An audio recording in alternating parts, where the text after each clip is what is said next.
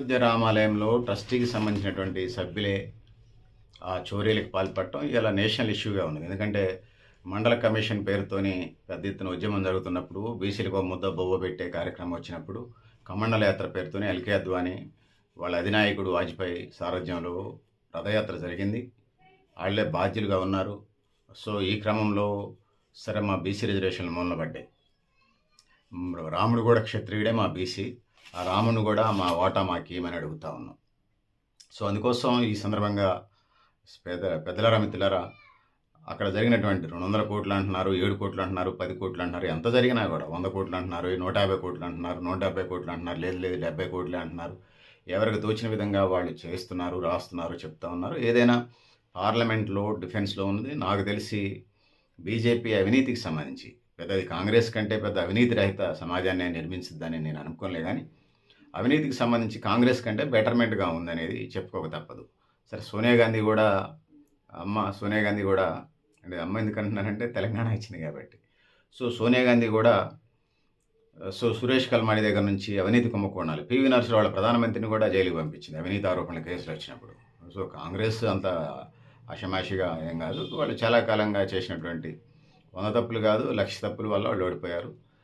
రాజకీయాల్లో ప్రజామోదం పొందడానికి నాయకత్వం, వాళ్ళ పార్టీ మెంబర్షిప్, నిర్మాణాలు, కమిటీలు, సో ప్రజల అభిమానాన్ని చూరగొనటం వల్ల మళ్ళీ అధికారంలో రావచ్చు. దేశంలో ఉన్నటువంటి ఏ రాజకీయ పార్టీ 2000, 3000 ఎలక్షన్ కమిషన్ ముందు పార్టీలు 2000, 3000 పార్టీలు కంటే ఎక్కువ రిజిస్ట్రేషన్ చేసుకున్నాయి కాబట్టి అవి అధికారంలో రావడానికి ఆస్కారం ఉన్నది.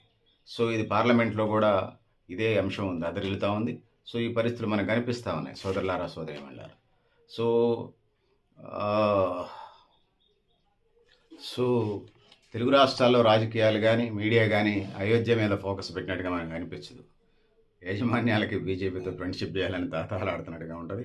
సో మహారాష్ట్ర రాజకీయాల్లో కూడా రకరకాల పరిస్థితులు వస్తూ ఉన్నాయి. సో వాళ్ళు ఇలా శ్రీరామ రక్ష పేరుతోని శ్రీరాముడి గుడికి సంబంధించి జరిగినటువంటి స్కామ్ మీద వాళ్ళు దీక్షలు చేపట్టడానికి ముందుకు వస్తూ ఉన్నారు. So Sharad Pawar Nationalist Congress party పూర్తిగా కాంగ్రెస్లో చేరిపోవడానికి రెడీ అయినట్టుగా కనిపిస్తుంది. ఆయన ఏజ్ ఫ్యాక్ట్ ఉన్న అన్న కొడుకు వేరే పార్టీ పెట్టి మళ్ళీ బీజేపీతో ఫ్రెండ్షిప్ చేస్తున్న పరిస్థితుల్లో సో కాంగ్రెస్ నుంచి వచ్చిన పార్టీలు ఇవన్నీ లోకల్ నాయకత్వాన్ని సరిగ్గా ప్రయారిటీగా, లోకల్ డిమాండ్స్ని ప్రయారిటీగా, ఆ ప్రజలతో సంబంధాలు లేని కోటరీ బ్యాచ్ల వల్లనే ఈ సమస్య వచ్చింది. ఇందిరాగాంధీ, నెహ్రూ లాంటి ప్రజల్లో నిత్యం తిరిగేటువంటి లీడర్లు ఉన్నప్పుడు, సరే ముఖ్యమంత్రులు మార్చడం మీద నేను ఏకీభించలేదే, కానీ వాళ్ళు నిత్యం ప్రజల్లో తిరుగుతుండేవాళ్ళు, యాక్టివ్గా పార్టిసిపేట్ చేసేవాళ్ళు, చరిష్మా కలిగిన లీడర్లు కాబట్టి ఆ పాపులారిటీ ఉండేది. సో అది పరిస్థితి పెద్దలారా మిత్రులారా. సో సివిల్ కోడ్ బిల్లు విషయంలో కానీ సో చాలా చేసినా అంటుంది. సరే ఏం చేసినా ఎవరికి చేశారో ఆ సమాజం ఒప్పుకోవాలి బీజేపీ చేసినటువంటి వాటికి సంబంధించి. సో ఇలా ఎవరికి మీద మనకి అయోధ్య రామాలయానికి సంబంధించిన అంశం మనకి అనిపిస్తూ ఉంది. ఎందుకంటే దేశవ్యాప్తంగా ఇటుక పిల్లలు పంపించారు, శిలాన్యాసం డిసెంబర్ 6న చేశారు. దాంతో పాటు ఇటుక పిల్ల కట్టి దాన్ని చేయటంలో ఇది ఉన్నది. సో ఏది ఏమైనా దాన్ని పెద్ద ఇష్యూగా దేశవ్యాప్తంగా ఎన్నికల్లో చేసినప్పుడు ఆడ జరిగిన కుంభకోణం బొడ్డోడి దగ్గర నుంచి ముసలివాళ్ళ దాకా చర్చ అనేది కామన్గా జరుగుతూ ఉంటుంది. సో ఇది పరిస్థితి పెద్దలారా మిత్రులారా. ఇక ఇండియా కూటమి కూడా పరిస్థితి బాగాలేదు.